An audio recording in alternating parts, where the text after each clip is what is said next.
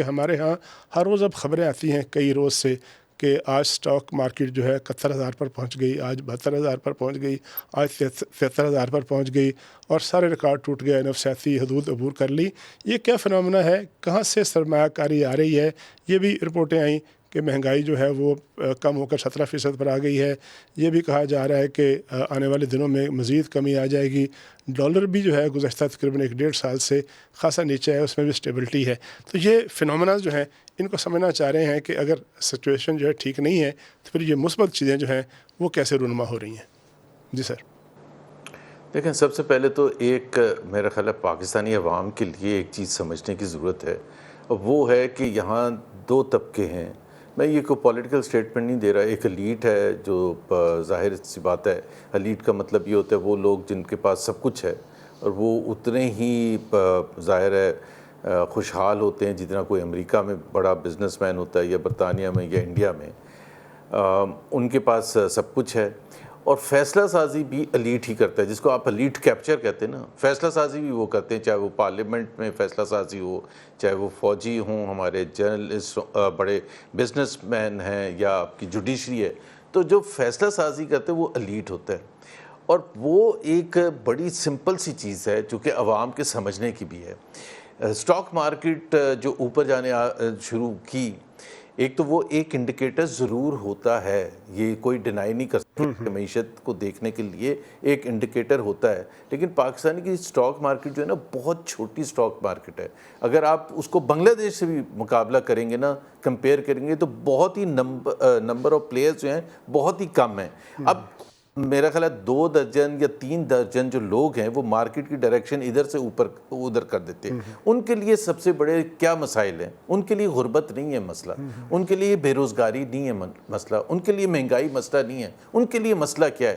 وہ یہ چیز ان کو کانفیڈنس آتا ہے کہ پاکستان کی جو فارن ایکسچینج اوبلیگیشنز ہیں وہ کسی طرح سے اتنی کم سطح پر ریزروز نہ ہو جائیں کہ ہم اس کو میٹ نہ کر سکیں. اور اگر اس کو میٹ نہیں کریں گے تو ایک آپ نے بات کی نا، بالکل ٹھیک ہے کہ 2 درجن لوگ ہوں گے، 3 درجن لوگ ہوں گے، لیکن اس کا مطلب یہ ہوتا ہے کہ انویسٹر میں اعتماد تو آتا ہے نا. اعتماد تو آیا ہے کہ وہ اپنا پیسہ جو چھپا ہوتا ہے، کہیں رکھا ہوتا ہے، کہیں اور ڈالا ہوتا ہے، وہ ڈال رہا ہے.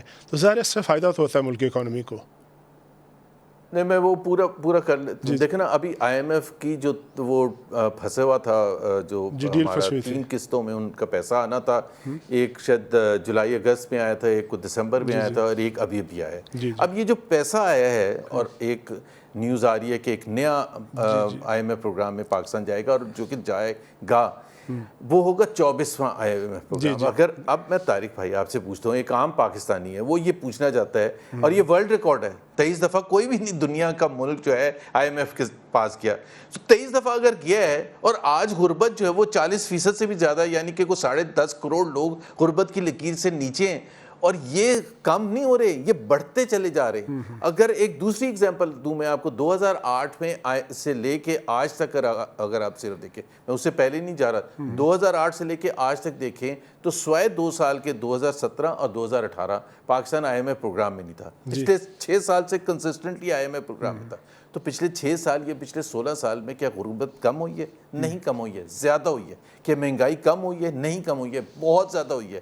بے روزگاری کم ہوئی ہے؟ نہیں کم ہوئی ہے، بہت زیادہ ہوئی ہے.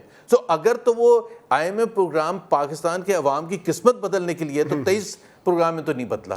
اور وہ گواہی پاکستان کا ہر شخص دینے کے لیے تیار ہے. آپ مڈل کلاس سے پوچھ لیں، آپ لوور مڈل کلاس سے پوچھ لیں، اور آپ وہ 10.5 کروڑ جو غربت کی لکیر سے نیچے ان سے پوچھ لیں، وہ کہیں گے بھائی یہ جو سب اسٹاک مارکیٹ اوپر جا رہی ہے، یہ جو سب اچھی باتیں بتا رہے کہ آئی ایم ایف پروگرام کا لاسٹ قسط آ گئی ہے اور مٹھائیاں تقسیم کر رہا ہے ایلیٹ، تو یہ ہم کہاں ہیں اس پاکستان میں؟ سوال بنتا ہی نہیں بنتا کہ میں ایک عام پاکستانی، میں غریب ہو یا ایک نوکری پیشہ ہو، وہ تو یہ پوچھے گا نا کہ اس پاکستان میں میرا حصہ کہاں ہے، میرے لیے کیا ہے.